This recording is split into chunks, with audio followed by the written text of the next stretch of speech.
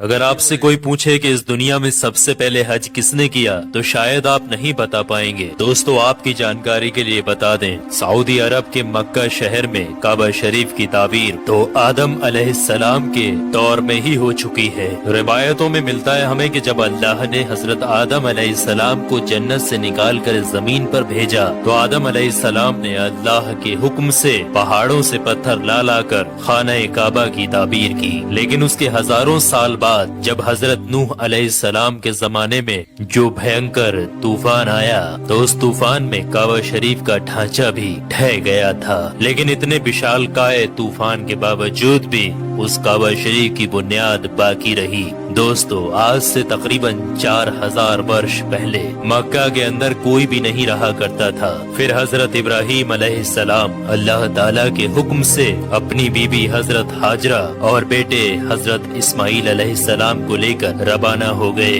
اور اس مقام پر پہنچے جہاں پر آج مکہ واقع ہے۔ اس دور میں وہاں پر نہ کوئی عمارت تھی، نہ پانی، اور نہ ہی یہاں پر کوئی رہا کرتا تھا۔ درختوں کے نام پر صرف ببول وغیرہ کی جھاڑیاں ہوا کرتی تھی۔ حضرت ابراہیم علیہ السلام نے بیوی اور بچوں دونوں کو یہاں بیٹھا دیا، تھوڑا سا پانی اور کھجوروں کو بھی پاس میں رکھ دیا، اور پھر آپ علیہ السلام شام کی طرف چلے گئے۔ حضرت ابراہیم علیہ السلام دوسری بار جب مکہ شریف آئے تو قیام نہ کیا، لیکن جب تیسری بار تشریف لائے تو حضرت اسماعیل علیہ السلام سے فرمایا کہ بیٹا اللہ تعالیٰ نے مجھے ایک حکم دیا ہے۔ تو حضرت اسماعیل علیہ السلام نے کہا تو اطاعت کیجیے۔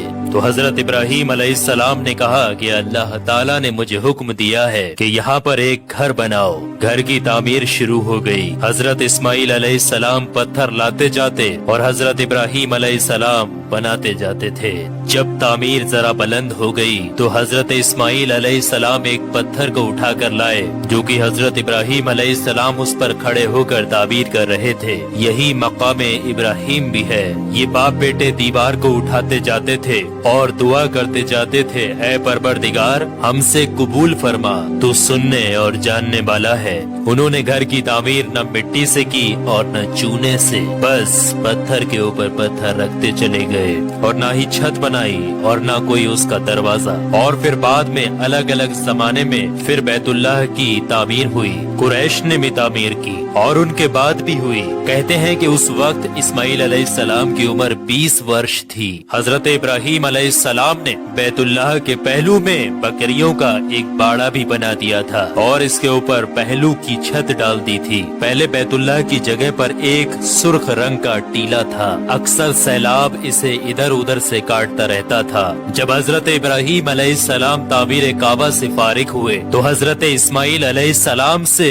ایک ایسا پتھر لانے کے لیے کہا جو طواف کی شروعات کے لیے نشانی کے طور پر استعمال کیا جانا تھا۔ یہ پتھر حضرت جبرائیل علیہ السلام ابو قبیس کی پہاڑیوں سے لے کر آئے۔ حضرت ابراہیم علیہ السلام نے اسے اس مقام پر رکھ دیا جہاں پر وہ اب تک قائم ہے۔ روایتوں میں آتا ہے کہ یہ پتھر بہت روشن تھا۔ حضرت جبرائیل علیہ السلام نے انہیں تمام مقامات بھی دکھائے۔ اور دوستو جب حضرت ابراہیم علیہ السلام کو اللہ کی طرف سے لوگوں کو حج کرنے کی دعوت دینے کا حکم ہوا تو حضرت ابراہیم علیہ السلام نے اللہ سے یہ سوال کیا کہ اے میرے خدا یہاں پر کون لوگ ہیں جو کہ میری آواز کو سنیں گے؟ اللہ تعالیٰ نے فرمایا کہ اے ابراہیم آواز دینا تمہارا کام ہے اور لوگوں تک اس آواز کو پہنچانا میرا کام ہے۔ دوستو اس کے بعد حضرت ابراہیم علیہ السلام ابو قبیس کی ایک بڑی سی پہاڑی کے اوپر چڑھ کر ایک بڑے سے پتھر کے اوپر کھڑے ہوئے اور لوگوں میں حج کرنے کا اعلان کیا کہ اے لوگوں اللہ تعالیٰ نے ایک گھر بنایا ہے اور تم پر حج فرض کیا ہے،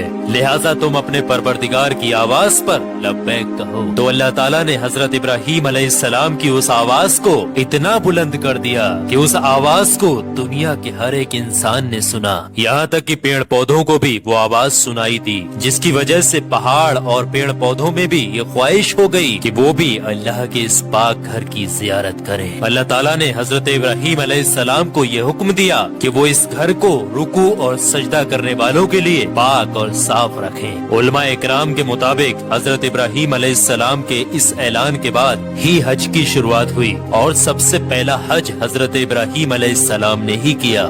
रिवायात के मुताबिक रसूलुल्लाह सल्लल्लाहु तआला अलैहि वसल्लम ने फरमाया कि अल्लाह के इस घर पर अल्लाह की रात दिन 120 रहमतें नाजिल होती हैं। 60 रहमतें तवाफ करने वालों के लिए, 40 नमाजियों के लिए और 20 अल्लाह के घर को देखने वालों के लिए। हजरत हसन बिन अदिया फरमाते हैं कि हमने रसूलुल्लाह सल्लल्लाहु तआला अलैहि वसल्लम के इस कौल पर गौर किया। मालूम हुआ कि ये सब रहमतें दर हकीकत तवाफ करने वाले के लिए हैं कि वो तवाफ करता है, नमाज भी पढ़ता है और काबा की तरफ देखता भी है। किसी ने क्या खूब कहा है, खाना काबा में तरह तरह की फजीलतें हैं, घर वाला ही उन्हें जानता है। जो कोई भी यहाँ पर अपनी खताओं से डर कर आया, अल्लाह उसकी हिफाजत करता है। ताहिरुल करबी लिखते हैं कि खाना काबा 11 मरतबा ताबीर हुआ है। हजरत आदम अलैहिस्सलाम ने बनाया, हजरत शीश अलैहिस्सलाम ने ताबीर किया, हजरत इब्राहीम अलैहिस्सलाम ने ताबीर किया, अमालका ने बनाया, जुरहम ने तामीर किया, कसी ने तामीर किया, कुरैश ने बनाया, अब्दुल्ला बिन जुबैर रदियल्लाहु ताला अन्हु ने ताबीर किया, हज्जाज बिन यूसुफ ने बनाया, सुल्तान मुराद ने ताबीर किया जो कि आले उस्मान में से था।